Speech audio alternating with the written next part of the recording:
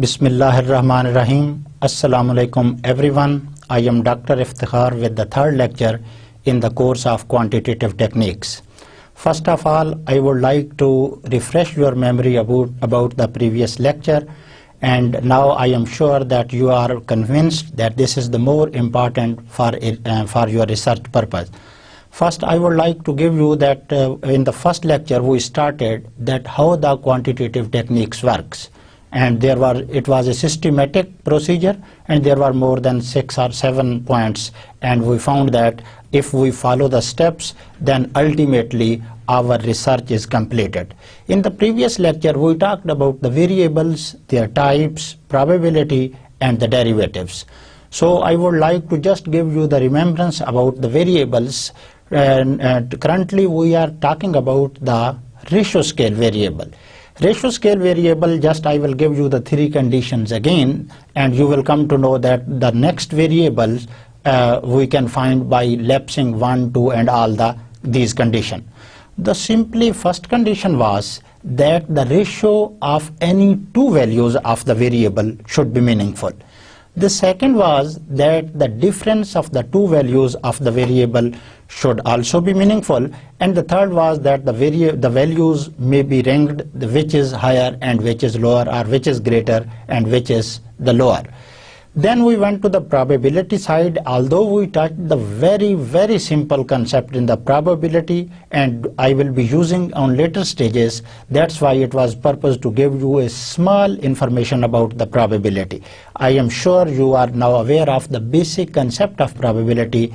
Then we went up to the derivatives, a mathematical concept. It is widely used in now research because it measures the rate of change in dependent variable with respect to the independent variable. So most of the time in regression analysis we are concerned with the change in the independent variable, and we want to see its impact on the dependent variable. So this was our previous 2 lecture summary. Now I am going to tell you that what we are going to cover today. The first is that we will be talking about most of the time in this lecture about the data. We will be talking about the nature, scope, and importance of the data. Then we will discuss that what are the types of data, because many times we find different categories of data and we apply different categories according to the object of our own research. Then we will see that how to present data.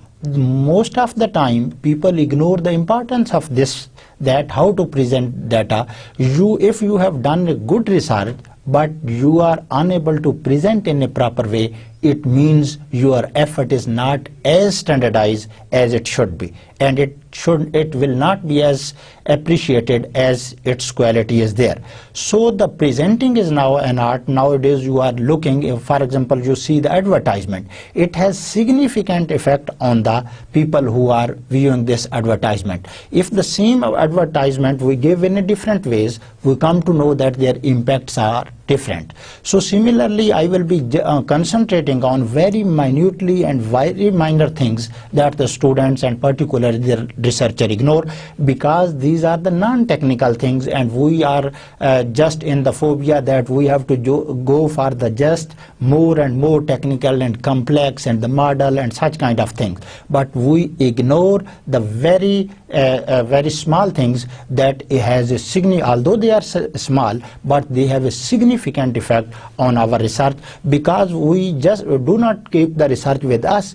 We have to present our research to the other people. So we have to make it the user friendly. The people who are going to review your research, they are going to study your research, they should be much more comfortized, and we should make such effort that they become comfortable. At the end of this lecture, I will be talking about tips for collecting data. Collecting data, particularly the primary data, I will be mostly talking about the primary data. Collecting data has become an art. And if you are not an artisan nowadays, you can't collect a reliable data. And it is very simple to say that if the data, that is the fundamental base of your research, if data is not collected in a proper way, your objectives are not fully fulfilled. So starting formally, this is our first slide. So what is the data? There are many definitions of the data, but the very simple is that the collection of information is called data. You collect information about anything, it is called data. For example, if you collect information about Shahid Afridi, his score, his sixes, his fours, his number of matches, his average, his strike rate, these all are considered as data.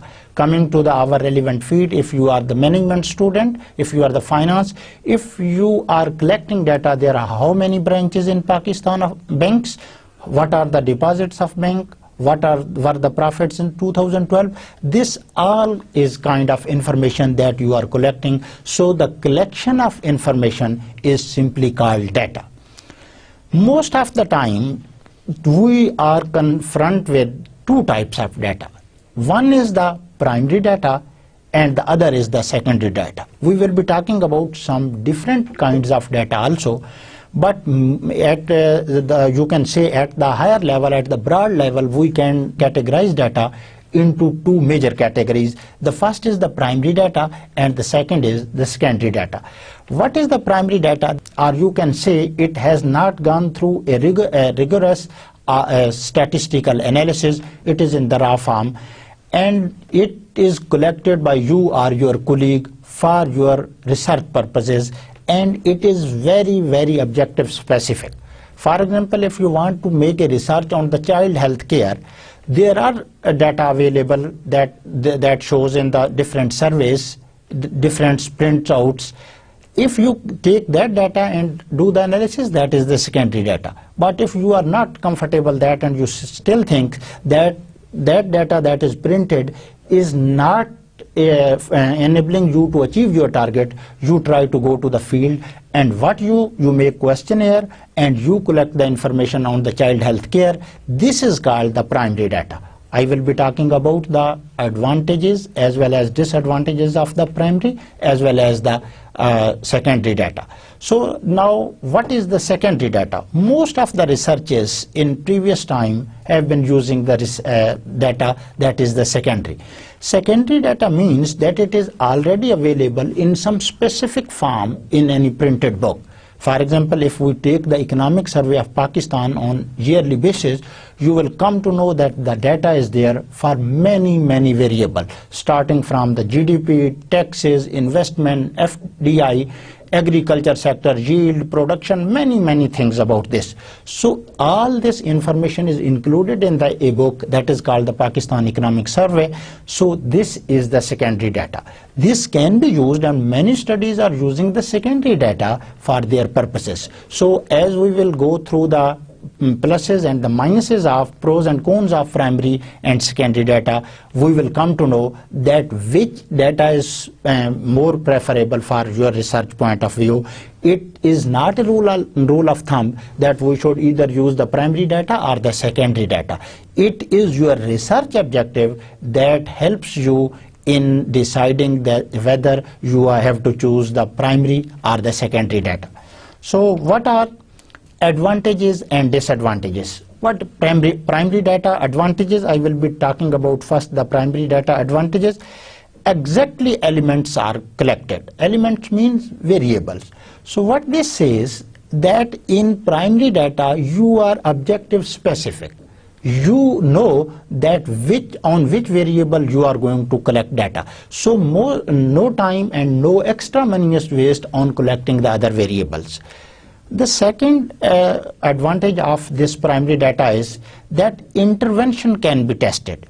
This is very interesting, that you can test whether this intervention has significant effect or it has no effect. For example, if you give the polio dose to the children and before giving the polio dose you collect the data. And after giving polio dose, you also collect the data. Now you have introduced an intervention, that is the giving polio dose to the children. So now you can study what was the behavior, what was the health condition of the children before taking the polio dose, and what was its effect, and if there is change in the result after this is, you can test that whether it has significant effect, this dose, or it has no effect on the health of the children. Data quality, this is very important, and you should remember, I will be talking again and again that the reliability of your research is directly based on the quality of data, because you are using your data as a vehicle, and if your car is not good, then you are not going to reach the destination. So data quality, the primary data quality is more reliable as compared to the secondary data.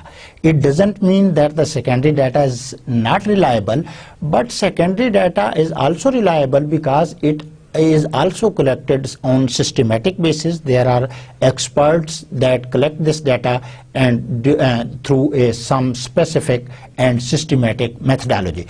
But as you are objective specific, you go to the field, you design your sample, you choose your sample area, and you choose your respondent, you reach there, and the data quality is more reliable because it is directly under your control, and you are monitoring what is happening in the field. You are talking to the numerator, and there is a feedback that gives you that in which way you can change your questionnaire.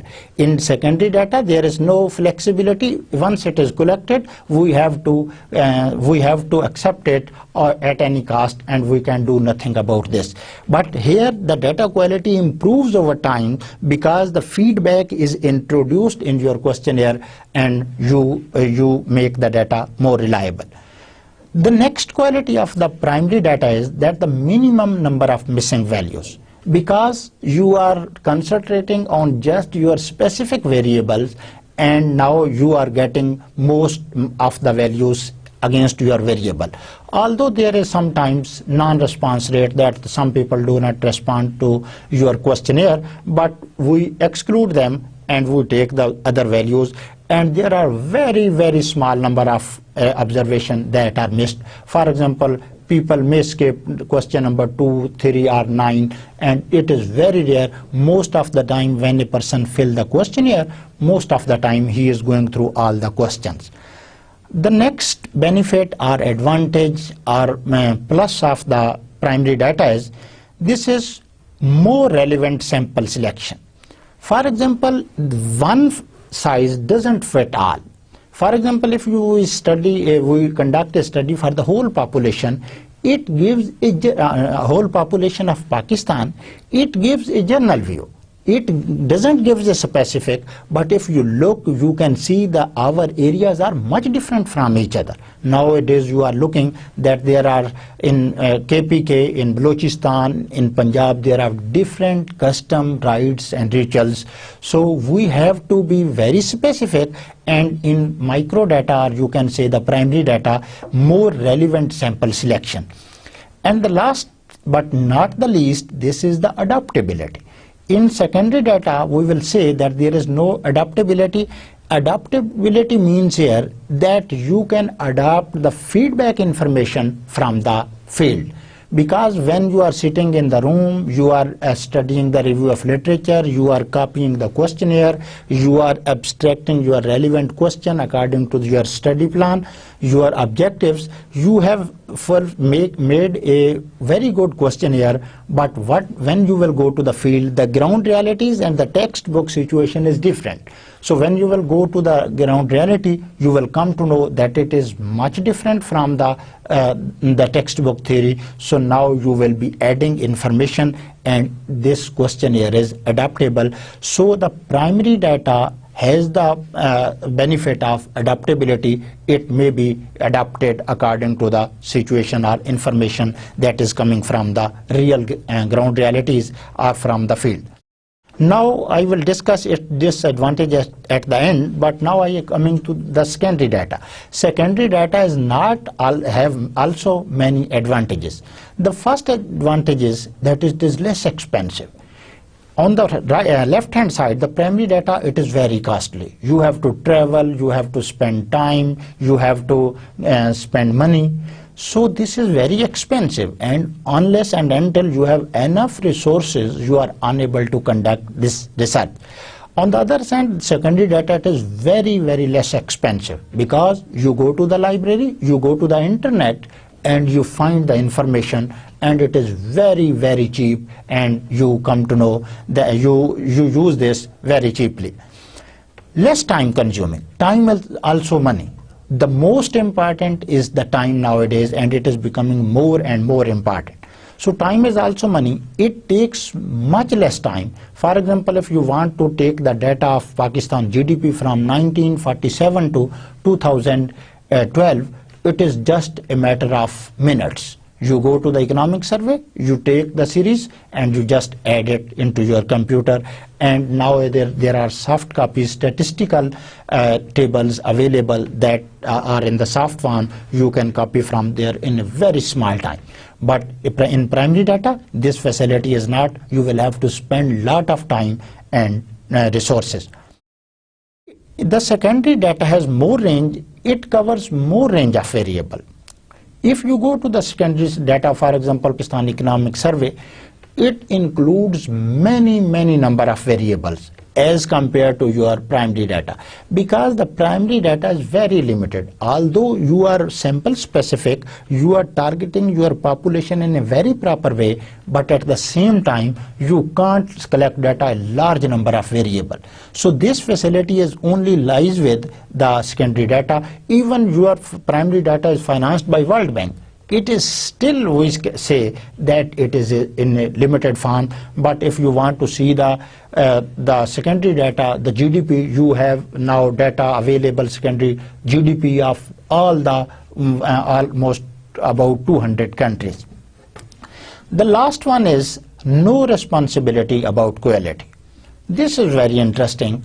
I will again say that the secondary data is collected on a very systematic way.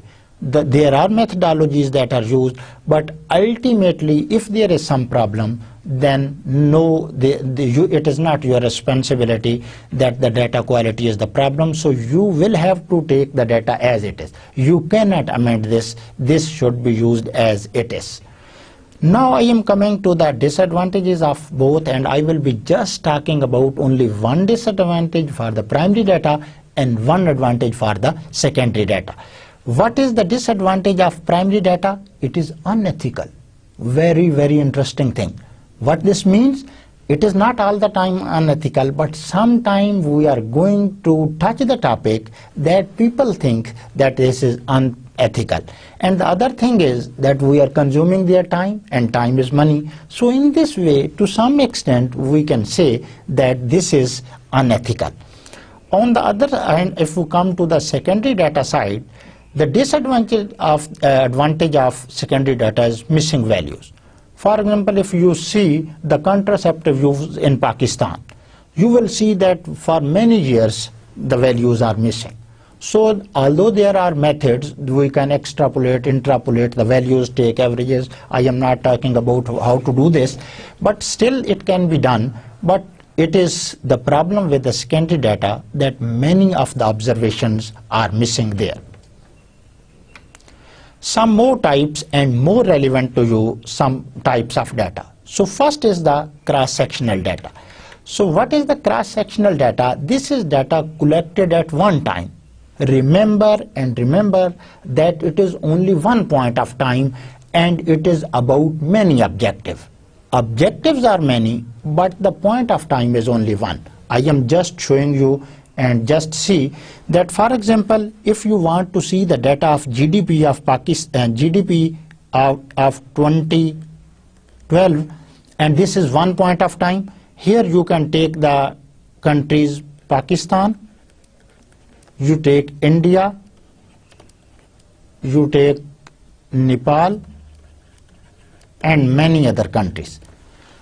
Now you can see that the point of time is only one, that is 2012. But the objective are many. Pakistan, India, Nepal are so many countries. So the data in which the point of time is one, but the objective are more than one, it is called the cross-sectional data. Here you should not confuse yourself that, for example, if it is Pakistan, I can collect on many variable data for Pakistan. For example, GDP, I can collect taxes. Similarly, for India, I can also collect GDP and taxes. So variable may be more for one objective, but the time unit will remain the same. So for example, if I say I want to see the population of India, Pakistan and Sri Lanka, in 1960 we want to see the population of Pakistan, India and Sri Lanka. So what will happen? At that specific point, the point of time is now 1960, and now the population of India, Pakistan, Bangladesh, Bhutan, South Asian, many countries. So this is the cross-sectional data, and most of the time your primary data is cross-sectional because you go only once into the field and you collect data on different objects. So this is called the cross-sectional data. The other type of data is time series or longitudinal data. Now the situation is reversed with the cross-sectional data. So what is this? In this we follow up one object for many time periods. So I will again give example here. So I am just separating it here. This was the cross-sectional data, cross-sectional, and now I am talking about the time series. Time series, as its name shows, that the time series data is now the times, the unit of times are more than one, many time units, but the objective will remain only the one. For example, if you want to see the GDP of Pakistan, you are taking the data of Pakistan GDP 1970 to up to 2012, and you are talking about only this is the Pakistan one objective, Pakistan one object, and you can say you are interested in GDP, you are interested in taxes, you are interested in investment, you are interested in FDI, and so many other variable population. So now if you see, this is from 1947 to 2012, the time is changing, but the object Pakistan, that is the country, it remains the same. Although we can collect data on many of the variable for the same object, so if data is in such form, we say that this is time series data. Most of the time you will be using time series data for your analysis, and if you use the time series data analysis and you use the other student use the cross-sectional data, so there are different techniques for cross-sectional as well as time series data. We will be talking about that what are the techniques that are used in getting statistical inference in cross-sectional, and what are the techniques that are helpful in time series analysis. The third category, the major category of the data is panel data. So panel data is a mixture of cross-sectional as well as time series data. So in panel data, the number of object is more than one and the number of time unit is more than one. So in simple way we say that in panel data, the number of time is so many and the number of object is also so many. So for example, if I take the example of here, I am just separating here, and now I am talking about the panel data. This is the mixture of time series, this is time series TS plus cross-sectional. So what is this? For example, now combining the previous two information, for example here I have the time, this is the time, I say it is from 1947 to 2012, and I say here are the objective, and this is Pakistan, this is India, this is, you can say, USA, and this is UK, and you want to collect data. You have data of X, Y and Z variable for this one, same for India, X, Y and Z, same for USA, X, Y and Z, and same for UK, X, Y, and Z. And you have information for each variable from 1947 to up to 2012. So for same information for here, for here. So this is the panel data. Most of the time, panel data is more informative because it captures the advantages of the cross-sectional as well as the time series data. And interestingly, it has different techniques that we will be talking about at later stages, and we will show that which techniques is more reliable for which kind of data. So now I have completed the types of data. Now I will be going how to present data. Before starting this, I will again stress that most of the time the students or the researcher or the practitioner think that this is a trivial matter, but I am still convinced that this is very important. Although it is trivial, but it has a significant effect. So you should not ignore that what is its value. So how to present data? If you have done good research and your presentation is not as appropriate, it is not attractive, it is not eye-catching, then it is less reliable and you can say the less beneficial. So first of all, the data can be presented in many ways. For example, graphs and tables. And if you go to the graph, there are a number of ways, a number of types of graph, by pie graph, chart graph, bar graph, pie graph, and many other things, line graph, and so on. Similarly, tables can be made in a number of ways by changing the columns and the rows. So first we will discuss that graphs, its importance, and how to build a good graph. Graphics are instrument for showing information. What the graph shows, these shows the information in a very small time for a huge number of observation, and it shows the maximum information in a very small time. So what is your graphic excellence? You should present the complex ideas communicated with clarity. Two words. At one side, the complex ideas, and the other side with clarity. That only one glimpse, if you look at the data, you immediately come to know that what is the whole story behind this. I would like to give you very interesting example that, for example, if there is a match between India and Pakistan, and you just go into the your room and switch on your TV, and interestingly, at the same time, incidentally, on the screen, there is the graph. It will give you the whole story of the match in a very small span of time. For example, there will be a line that will be showing that how the score rate is going. There will be bars that will be showing in which over the Pakistan. For example, Pakistan is batting first, so Pakistan has achieved in which over how many score.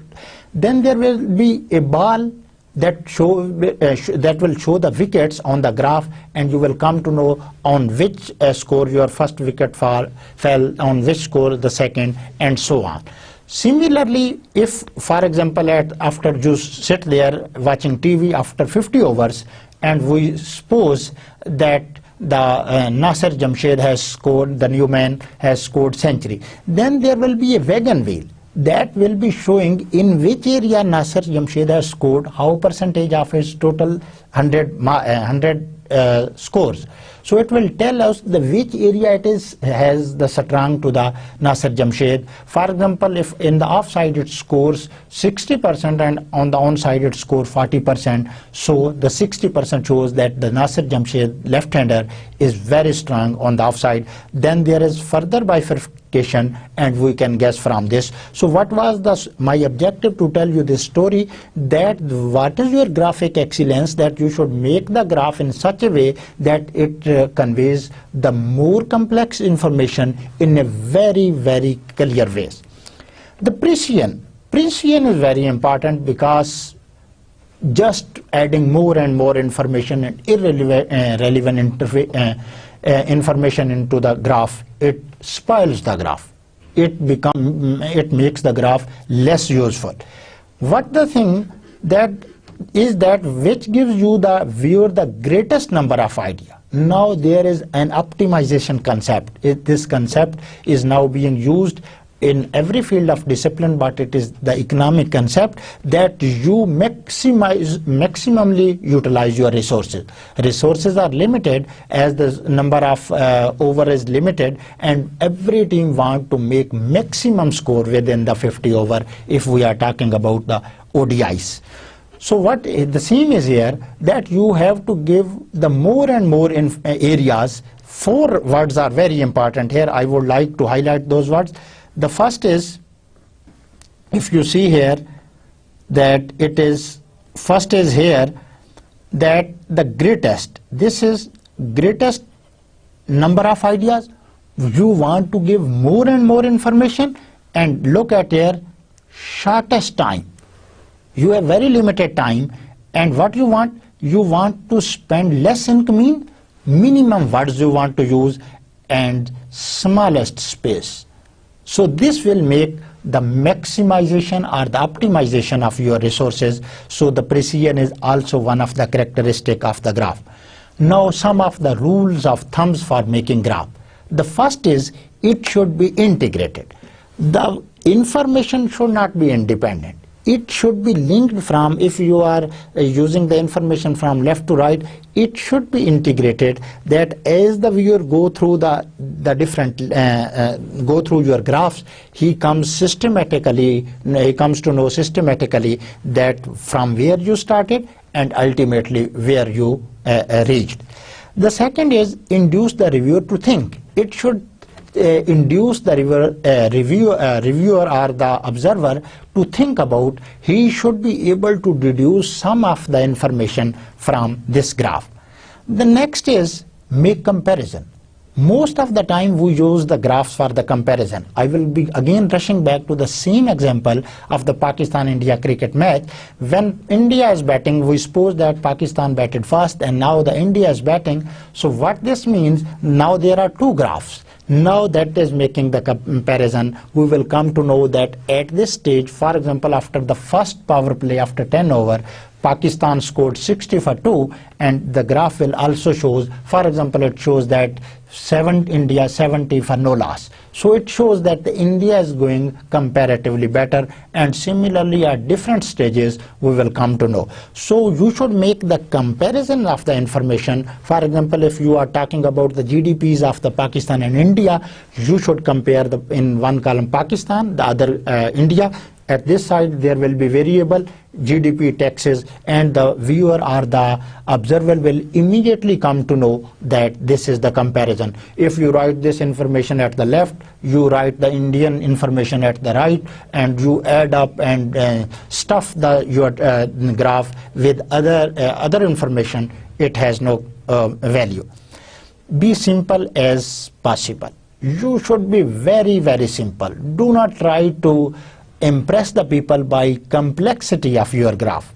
Be simple, because simplicity carries more weightage, and the people do not become bored. They immediately abstract the information that you want to give. So your graph should be as simple as possible. Next, show only important information.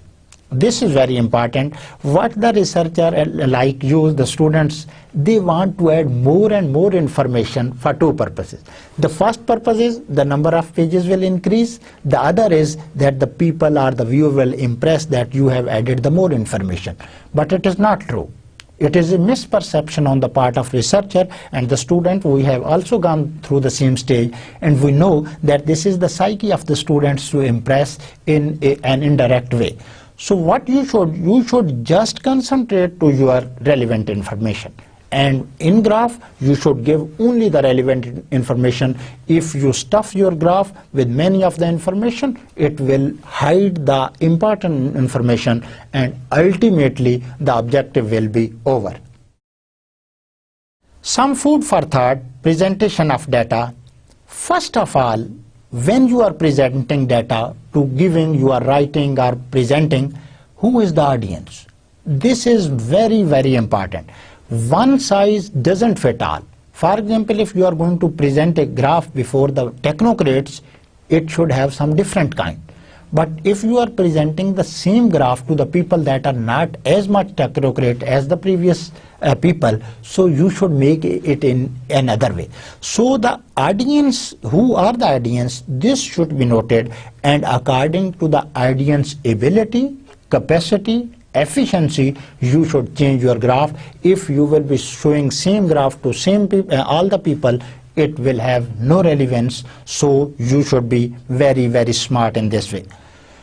The next is that how much information will you present. I have given the title of this slide that food for thought. You should think these things before presenting the graph. The second is how much information will you present. First decide, otherwise every time you will be making mistakes, deleting and then adding. First think a long time and then decide that how much information you are going to present to the audience. The third is what kinds of information will you present. You have many information, but to the point of audience it has the different value. For example, if you go to the chambers of trade and commerce, you will be presenting data on trade and commerce that is relevant to those people, and you will be more relevant towards the role of chamber and commerce. But if you are going to present the data before the farmers, now you should have more information related to the agriculture. Because the farmers will be only interested in the agriculture data, they have nothing to do with the chamber and commerce industry. The next is how interested are the audience about the data. You should know first one. If you think this is the presupposition on the part of the researcher, if you think that the audience are more interested in getting the data, then you should give more information. But if you think that the topic is not as attractive as it should be, so you should be just giving the more and more important, and you should be precise. That the next is very important, that what the people already know. Most of the time the students and the researchers and even the expert add those information that is already available with the people. So if you will give such kind of information, it has no importance. It will just stuff up your graph, and it has no importance. So you should give you should know that what the people know about this. For example, if you go to the village and say that these are the village problem, for example drainage and not proper infrastructure, the people know this. You should give something extra that the people do not know, because if you will do this, the people will come to know that this is the same information that they had already. The second last is what are your goals in presenting the data. Your graph should be your objective specific. For example, if about the match, I will again going to the match. Why I am taking many examples from the match? Because I am supposing that nowadays the new generation is very fan of cricket, and they know the terms and conditions, the rules and regulations of the cricket. So if one doesn't know, I am very sorry for that, but I think many of the people, majority, more than majority of the people are well aware of the rules and regulation of the cricket. So for example, if you watch a match and at the end there are 2%, one want to give the whole summary and one want to give only the man of the match summary. So now the objective of different. The information will be subtracted, and you can say obtained from the same match, but now the objective is different. One person is just going to tell what happened in the match, the other is the man of the match person. Definitely he will be giving more weightage, more and maximum weightage to the man of the match person, and this person will be only highlighting the bullets. The last but not the least, how much time do you have? This is very important. You are most of the time you are given the time that you have such kind of limited time, and you cannot go beyond this time. So you have to keep in mind, because if you bring more information, more graphs, and you have limited time, it is quite possible that you are showing the less relevant graph, but at the same time you are missing when the time is over the very important graph, because first the information is simple, at the end you go for the complicated or the more important information.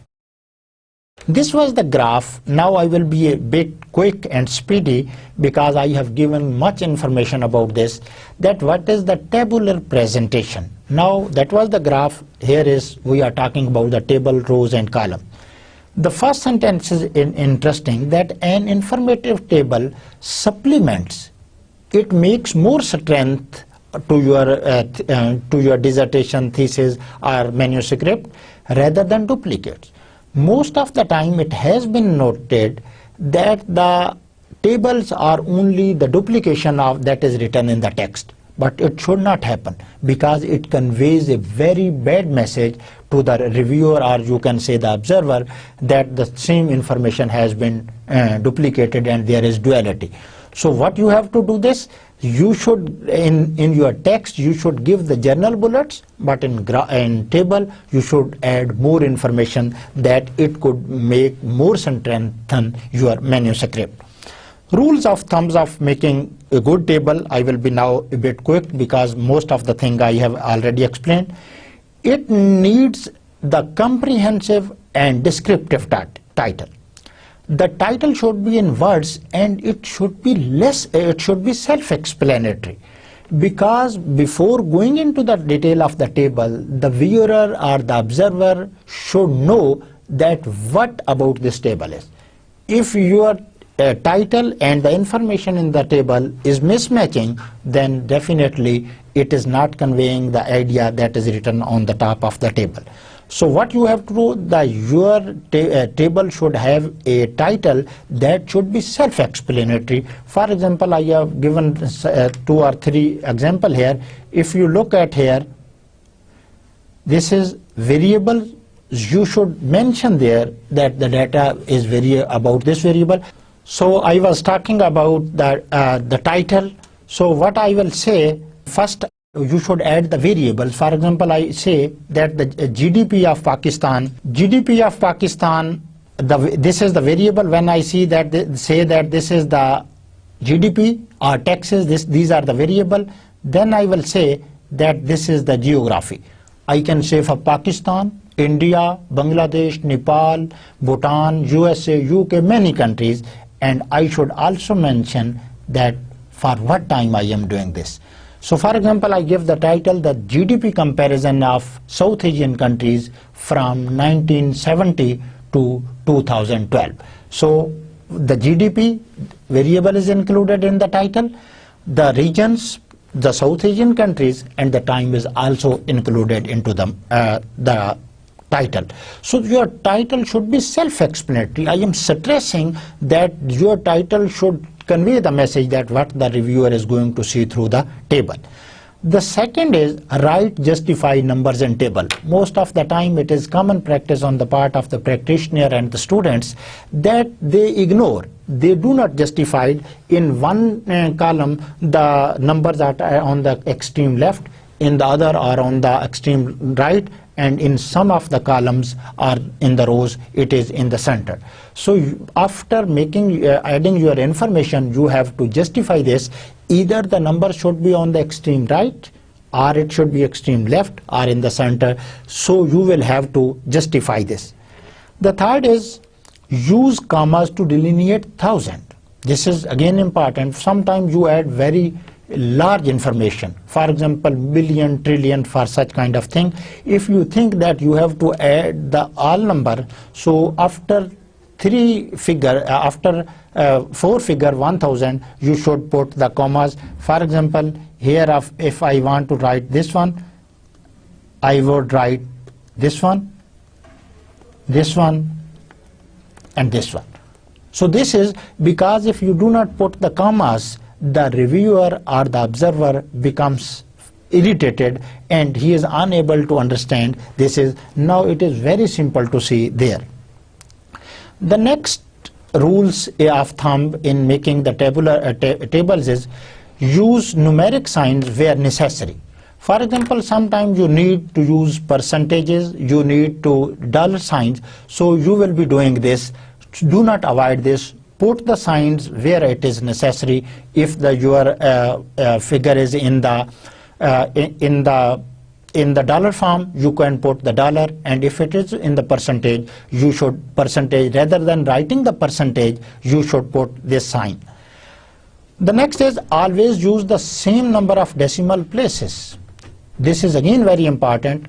It has been seen that in tables, many tables, sometimes the information is written up to 2 decimal point, and sometimes it is up to 3 decimal point, but you should stick on to one stick. For example, if I say that I will write up to, this is 20.30 after 2 decimal, so every time now I will have to use this. Even I write 10, I will have to write it 10.00. So it makes your graph more attractive. The next one is use grid lines to separate table elements. Definitely you should put grid lines so that the one information becomes clearly separated, delineated from the other information. If you just write without any lines, then there will be a mix-up and there will be very bad impression that you want to convey, that will convey to the observer. Use italics and bold to identify column headings. Definitely, first there was the table heading that should be bold and that should have larger font size, but at the head of each column and the start of each row, there are variables and there are maybe objects, so you should make it different from the other information. So for this purpose, you can the italic style, and you can use the bold, so that the reviewer immediately come to know that this is the information added there. At the last, I would like to give you a note that gives source of all graphs and tables. This is very important. If you have made graph on your own, then you can need not to give the source. You will say that it is self-made.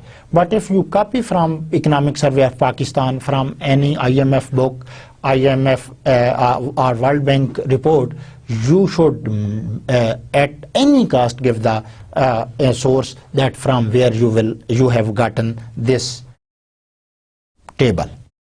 Some design guidelines, I will be now more quick. Use a properly chosen format. If you use Arial style, New Time Romans, try to use this over all of the table. Do not go for sometime Arial, sometimes New Times Roman. It makes a bit frustrating for the viewer. If line graphs, bar charts, pie charts, these are at different stages, use different kind of tables, because it will increase the usefulness of your manuscript. Use words, number and graphics together where applicable. It is not necessary that you just concentrate on one. In the same graph, you can add the information, you can add the figure, and if, for example, you are making the bar chart, in the middle or at the top, there is now a facility in the statistical packages that you can easily write the figure there. So if you think necessary, you can add some words, you can add numbers in, and you can combine all this. The next is display an accessible complexity and detail. Although you should be very simple in showing graphs and tables, but if you should add some you should add some technical information also, but it should be only accessible, complexity. What this means, that the people to whom you are presenting, they have the ability to understand this. So I have discussed this already. Have a story to tell about the data. It should be systematic. For example, if I see a table, it starts from the left side. As I go to the right, immediately it should be a systematic step. If it is not integrated, then it has no value. And produce technical details with very care. You should be very, very careful while you are presenting the technical details. And now there is era of information technology, and we are using more and more technology to make our presentations. And nowadays there is dominance of the PowerPoint presentation, and I will be just giving you 5 or 6 minutes the PowerPoint presentation guideline. I am also using the present PowerPoint presentation, so I would like to share some of the information with you. First of all, use PowerPoint information if the number of audience is more than 100. Now 100 is not the benchmark, or you can say head and tail. It may vary according to the ground realities. If the room is made in such a way that the people can listen to you, then you should not even use up more than PowerPoint presentation, even people are more than 100. But sometimes you have to use the PowerPoint presentation when the number of people is less than 100. But it is almost, you can say that this is the separating line, that if it is a general rule that when the number of people is more than 100, you should use the PowerPoint presentation. How to use the text? Light text on a dark background shows up best. You should use the light text. Your writing should be in the light format and the background should be dark. It shows a clear message, because when there are a large number of audience, the people sitting far behind, they will be only able to see your information if this is the situation that the background is very dark and your text or your words are in a light dark format. Use contrasting colors. Now here the female students are the beneficiaries. I will not speak about the female students because they are well aware of the contrast. Whenever they are going for the shopping, they are convincing the shopkeeper that how this contrast, he is convincing that this is the contrast, but they are arguing that this is not the contrast. So I am now biased towards the male teachers because they are innocent and they do not know how to make the contrast. So if the females are also unaware of this, but I can't presume and I can't believe that this is the situation in the ground reality. So what we have to say, that use the contrast colors, that you should make colors in such a way that they portray the image that they are in the contrast. In our dress, we are using most of the time contrast colors. Write only basic concept and outline on the slide. This is very important. You can see from my presentation slides that I have just written 1 or 2 sentences in the bullet. But if you want to add the paragraph, this is meaningless because it spoils the usefulness of the PowerPoint presentation. So you should use only the bullets, the concepts, and then you will have to explain, because you have the background knowledge. This is just for your sequence. We use the PowerPoint presentation because we go in the sequence way, in the systematic way. If you are not using this, then you may going far, then coming back, then going far, then there is haphazardly and randomly. That is not true. Key phrases, sentences short. Your statement should be very short. It should be only image for you, that when you read it, immediately you come to know that what you have to explain this. Do not read off the slides. If you will have long sentences, you will have to read about the whole sentence.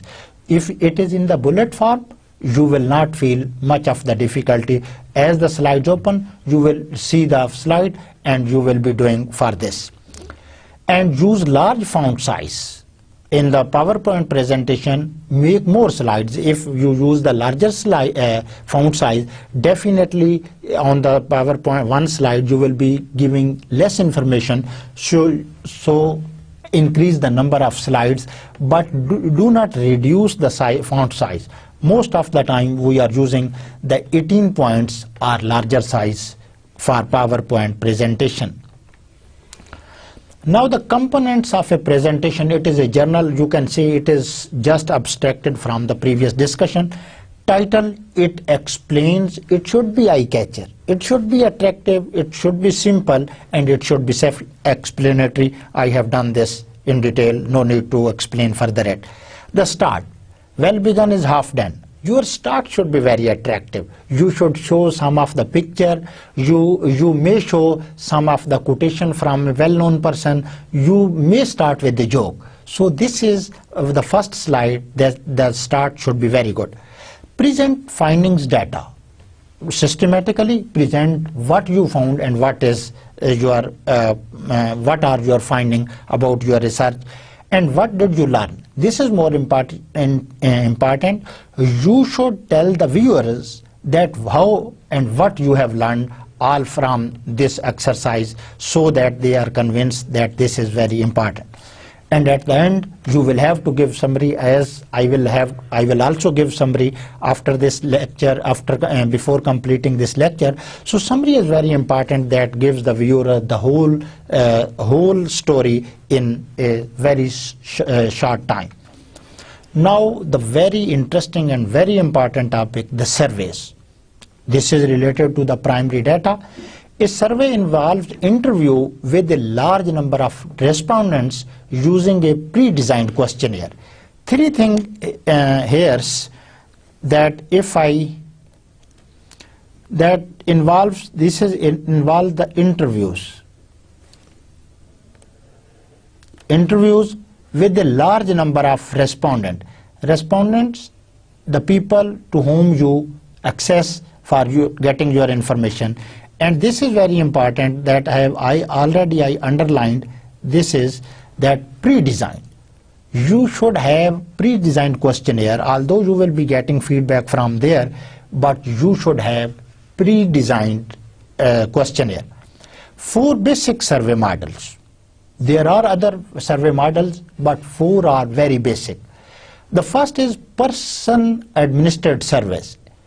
In such kind of surveys, whatever the interviewers reads the question, the people who want to conduct the survey, he himself reads the questionnaire either face to face or on telephone to the respondent and records his response, or you can say the answer. It is used when the people are illiterate, when they are unable to read. So if you want to get information from the people who do not know how to read and write, definitely you will have to access those people. You will have to read out your questionnaire, then you will be reporting the responsive of those people. So this is the personally administered surveys. The second model of the surveys, computer assisted surveys. Nowadays I am sure you are using your emails, and whenever sometimes you open your emails and you come to know that there is some request for the survey. So this is based on the computer technology. So when we use such kind of survey, we say that this is a model, that this is computer assisted surveys. The third one is self-administered surveys. In such kind of surveys, you go to the respondents and deliver the survey questionnaire, and he himself adds up his information about the question.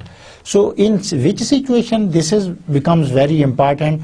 The situations when the people are literate and they know how to read and write, and they can read out this, so they are in a position to fill their own responses. In another category, this is very effective, because sometimes face-to-face information, people hesitate. So what you do, you just drop out there and people fill it out. For example, if you are going to ask about the contraceptive use, if you will do the face-to-face, the people would like to hesitate this. So what is the other alternative? You should just deliver, you will go home, and after some time you will recollect this survey. And the last is the mixed mode hybrid surveys. Hybrid surveys are those surveys that are making use of each and more than one of these surveys that I have discussed previously. Guideline for interviews, some of the tips. So going from for there, I would like to give you a summary. I would just explaining 1 and 2, and then I will be going to give you the summary, and we will be talking about this in our next lecture. So what are the guidelines, the tips? keep in mind that the data collection or the survey conduction has become an art. It is not as easy as the people think, because when you go into the reality, there is a different scenario. Sometimes people do not want to give response. Sometimes you can't access the people. Sometimes you go to the people, they do not give you the time. Sometimes you go there again and again and people avoid you. So there are many problems in there, but ultimately you are a researcher and you will have to come the information. So I will be giving you some of the tips.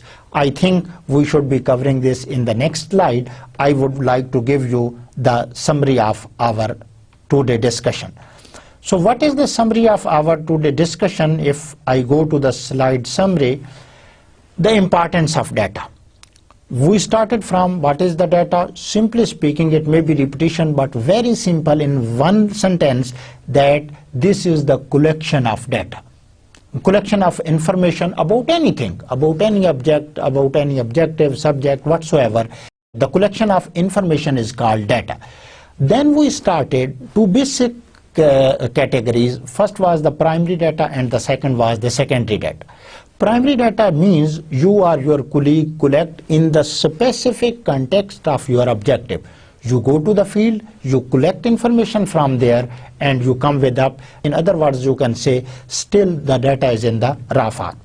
The second type was the secondary data.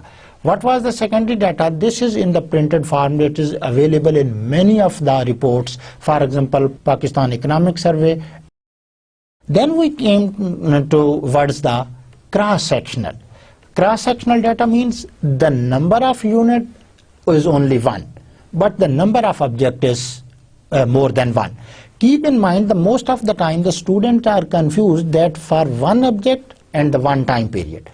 Object should be more, and within one object the variable may be more than one. For example, I would again like to give, you want to get information about the population of this South Asian region. For example, you are interested in looking at the population for 2012.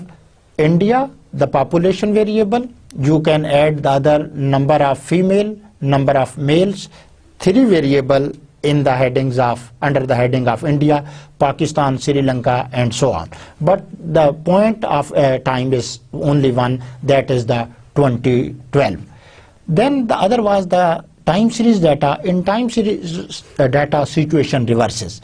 The object remain only one, but the number of times now increases. For example, if I want to take the data of Pakistan, it's foreign debt. Nowadays, debt has become a very, very big problem for Pakistan. If I want to see the debt, the deficit of Pakistan from 1947 to 2012, so now the time period has started from 1947 to 2012, and the object is only Pakistan, although there are more variable, but the object remains one.